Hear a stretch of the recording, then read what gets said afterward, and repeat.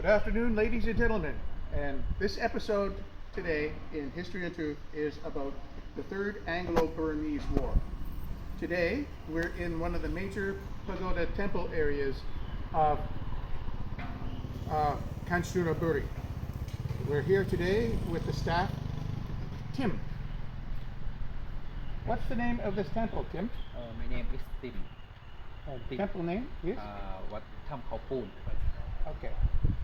So today we're talking about the Third Anglo-Burmese War. This is the area of the Third Anglo-Burmese War.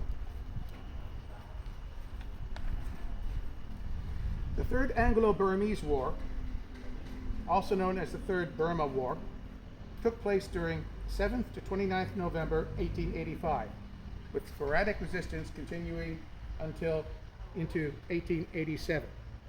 It was the final of three wars fought in the 19th century between the Burmese and the British. The war saw the loss of sovereignty of an independent Burma under the Kanchanoburi dynasty, whose rule had already been reduced to the territory known as Upper Burma, the region of Lower Burma having been annexed by the British in 1853 following the Second Anglo-Burmese War. Following the war, Burma came under the rule of the British Raj as one of its provinces. From 1937, the British governed Burma as a separate colony until Burma achieved independence as a republic in 1948. Background.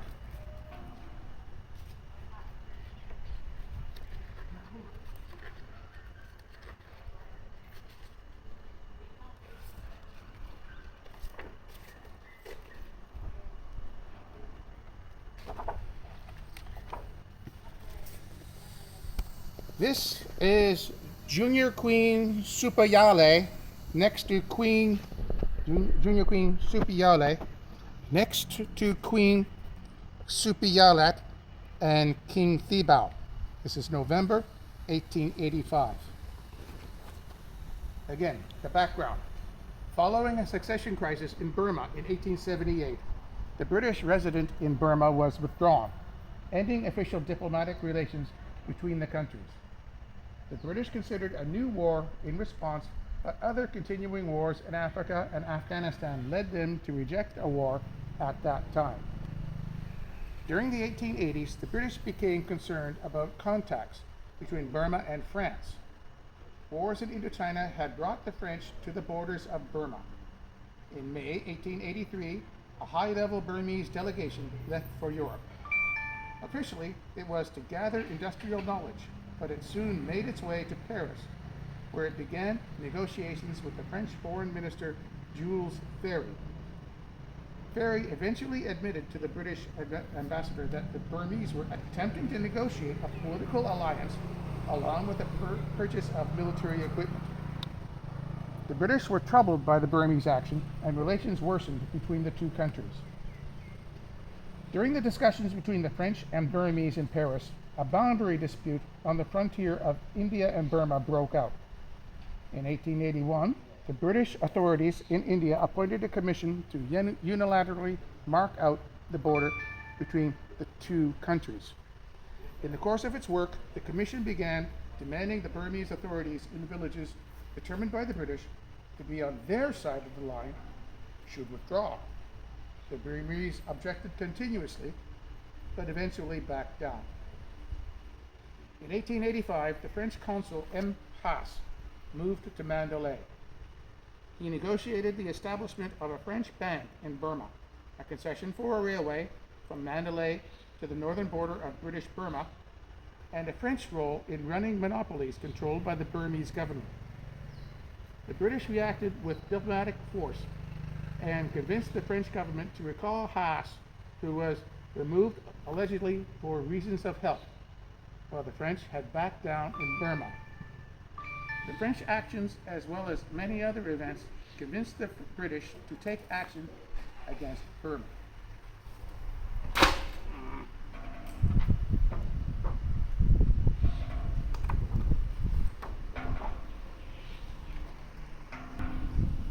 This is Minla, after its capture by the British mid-November 1885, showing death and devastation. A fine was imposed on the Bombay Burma Trading Corporation for underreporting its extractions of teak and tongu and not paying its employees. The company was fined by a Burmese court, and some of its timber was seized by the Burmese officials. The company and the British government claimed the charges were false, and the Burmese courts were corrupt. The British demanded the Burmese government accept a British-appointed arbitrator to settle the dispute. When the Burmese refused, the British issued an ultimatum on 22nd October 1885. The ultimatum demanded that the Burmese accept a new British resident in Mandalay, that any legal action or fines against the company be suspended until the arrival of the resident, and that Burma submit to British control of its foreign relations, and that Burma should provide the British with commercial facilities for the development of trade between northern Burma and China. The acceptance of the ultimatum would have ended any real Burmese independence and reduced the country to something similar to the semi-independent princely states of British India. By 9th November, a practical refusal of the terms having been received at Rangoon, the occupation of Mandalay and the dethronement of the Burmese king Thibaw Min were decided upon. The annexation of the Burmese kingdom had probably also been decided. War.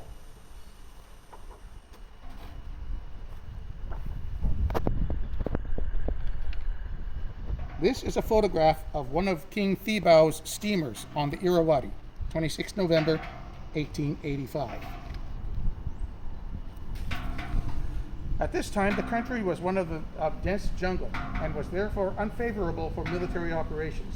The British knew little of the interior of Upper Burma, but British steamers had for years been running on the Great River Highway of the Irrawaddy River from Rangoon to Mandalay, and it was obvious that the quickest and most satisfactory method of carrying out the British campaign was an advance by water direct on the capital. Further, a large number of light draft river steamers and barges, or flats, belonging to the Irrawaddy Flotilla Company under the control of Frederick Charles Kennedy, were available at Rangoon, and the local knowledge of the company's officers of the difficult river navigation was at the disposal of the British forces. Major General, afterwards Sir, Harry Prendergast, was placed in command of the invasion. As was only to be expected in an enterprise of this description, the Navy, as well as the Army, was called in requisition. And as usual, the services rendered by the seamen and guns were most important. The total effective force available was 3,029 British troops, 6,005 Indian sepoys, and 67 guns. And for river service, 24 machine guns. The river fleet, which conveyed the troops and stores, was composed of more than 55 steamers, barges, and launches, among other things.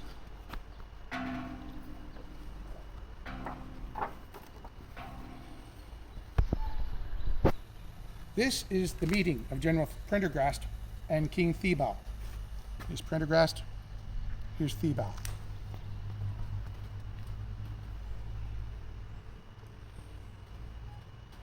That yet Mayo, that yet Neo.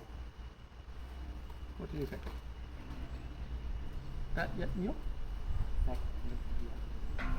That meant you was the British post on the river nearest to the frontier.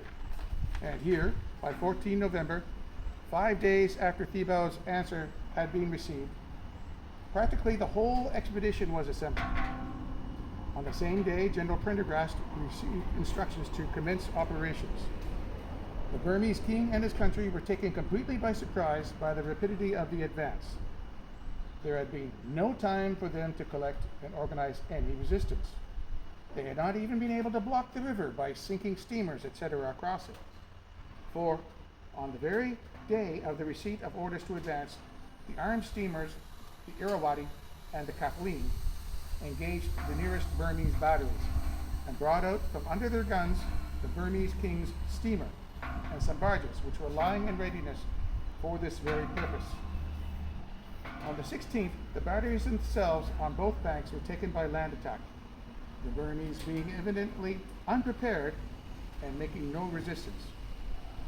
On 17th November, however, at Minla, on the right bank of the river, the Burmese, in considerable force, held successively a barricade, a pagoda, and then the redoubt of Minla. The attack was pressed home by a brigade of British Indian infantry on shore, covered by a bombardment from the river, and the Burmese were defeated with a loss of 170 killed and 276 prisoners, besides many more drowned in the attempt to escape by river. The advance was continued next day and the following days. The Naval Brigade and heavy artillery leading and silencing in succession the Burmese river defenses at Yang Pakoku, Pakoku, and and Minyang. Minyang. Oh, okay. However, some sources say that the Burmese resistance was not fierce because the defense minister of Thibao, Ukang,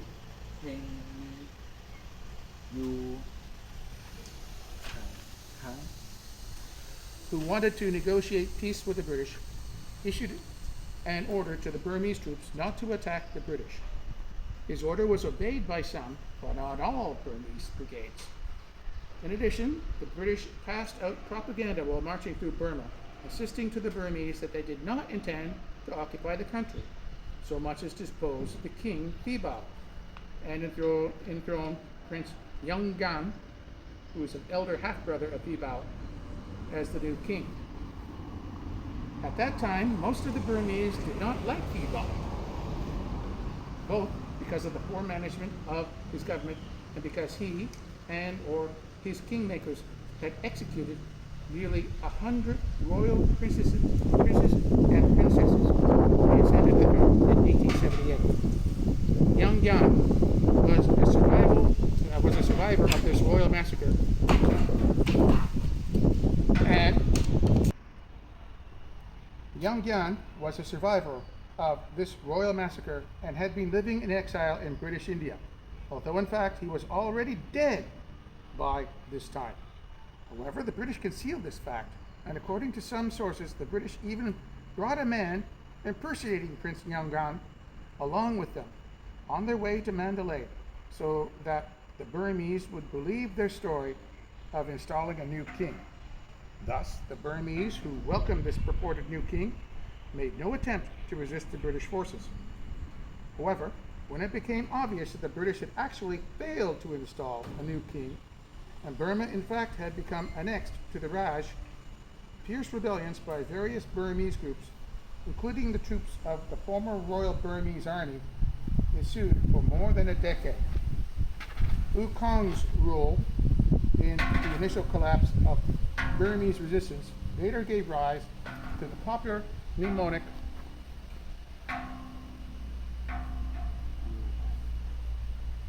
Yu Kwang Yu Kong, Ling Tuk Ling Thu, Music Tuk, Min Chen Tuk. which means U Kong's treachery, end of dynasty.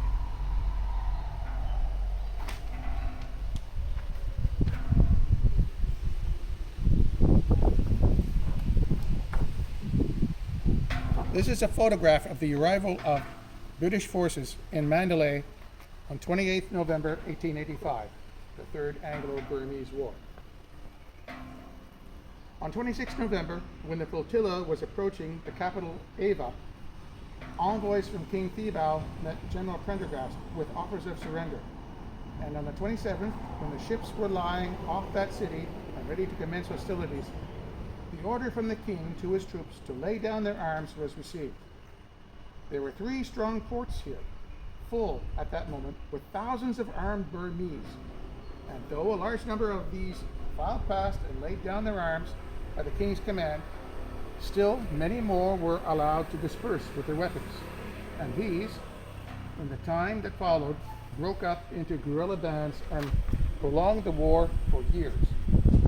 Meanwhile, however, the surrender of the King of Burma was complete, and on 28 November, in less than a fortnight from the declaration of war, Mandalay had fallen, and King Thibaw was taken prisoner. And every strong fort and town on the river, and all the king's ordnance, which was 1861 pieces, ordnance means cannons, and thousands of rifles, muskets, and arms had been taken, primarily from the Mandalay palace of the city itself. The proceeds were sold off at profit of 9 lakhs of rupees, which is roughly 60,000 pounds sterling. From Mandalay, General Prendergast reached Bamon on 28th December. This was a very important move as it forestalled the Chinese, who had their own claims and border disputes with Burma. Though the king was dethroned and exiled with the royal family in India, and the capital and the whole of the river in the hands of the British, bands of insurgents took advantage of the situation to continue an anti-social resistance which proved very difficult to defeat.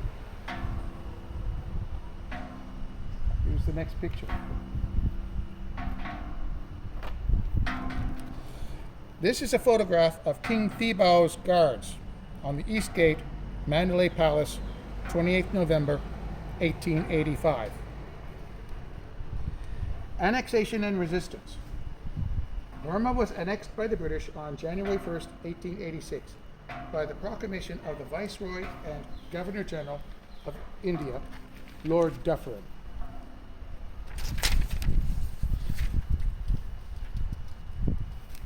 The proclamation reads, by command of the Queen Empress, and is hereby notified that the territories formerly governed by King Thibaw will no longer be under his rule, but have become part of Her Majesty's dominions, and will, during Her Majesty's pleasure, be administered by such officers as the Viceroy and Governor General may, from time to time, appoint. The 1st January 1886, Dufferin, Viceroy and Governor General.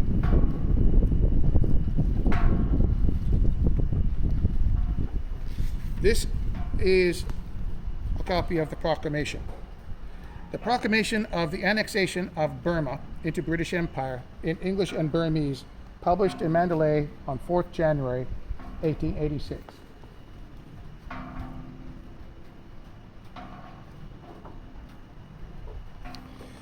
This is a traditional painting by Saya Chom, and it depicts the King Thibaw leaving Mandalay. Here. The annexation sparked an anti-colonial resistance which would last until 1896.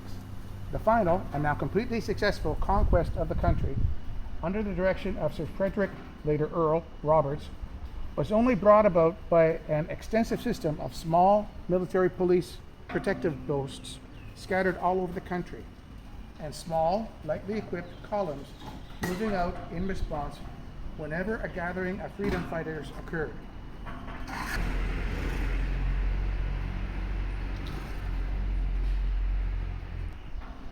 The British poured reinforcements into the country, and it was in this phase of the campaign, lasting several years, that the most difficult and brutal work of repression fell to the lot of the remaining British and Indian troops. Ultimately, despite the efforts of Roberts, the Thibaw loyalists in Burma would remain active for another decade. The British also extended their control into the tribal areas of the Kachin Hills and the Chin Hills. These territories, only nominally ruled by the Burmese kingdom, were grabbed by the British, and also grabbed were disputed territories in northern Burma claimed by the Qing government. No account of the Third Burmese War would be complete without a reference to the first, and perhaps for this reason, the most notable land advance into the country, This was carried out in November 1885 from Tongo and the British frontier post in the east of the country. A small column of all arms carried it out under Colonel W.P. Deacon of the 3rd Madras Light Infantry. The first objective being Ningyan, or Pyingmana. The suppression of freedom fighters was completely successful, in spite of a good deal of scattered resistance, and the force afterwards moved forward to Yamethin and Languedoc. As inland operations developed, the lack of mounted troops was badly felt, and several regiments of cavalry were brought over from India, while mounted infantry was raised locally. The British found that without mounted troops, it was generally impossible to fight the Burmese successfully.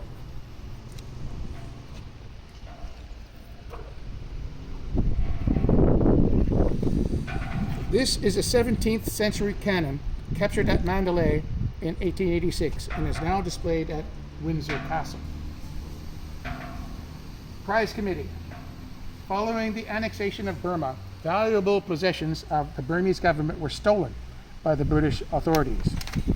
Many items that could be easily transported, such as gold, jewelry, silk, and ornamental objects, were shipped back to Britain and presented as gifts to the royal family and notables of Britain.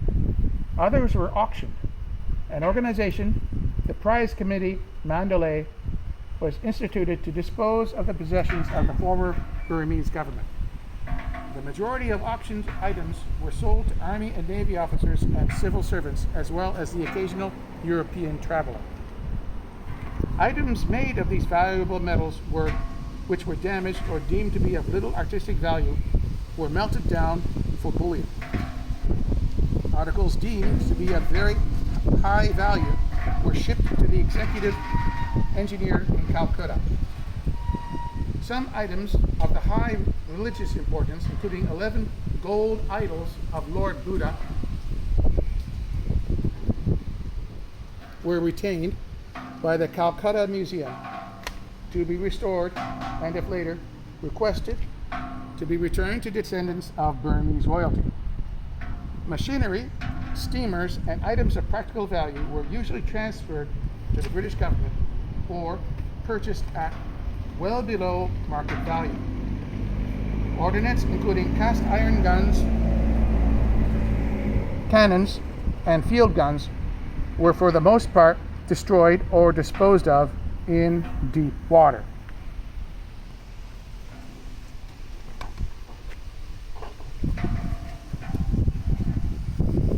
This is the Burma Expedition Flotilla, with troops on board going up the Irrawaddy to Bamel in 1886. In 1886, a military expedition was launched to open up the lucrative ruby mines at Mokok and make them available to British merchants. George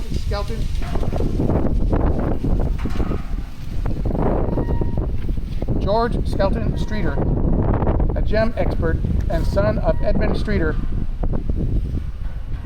of the Streeters and Company Limited Jewelry Company in London, accompanied the expedition and stayed there to work as a government valuer in the British-run mines.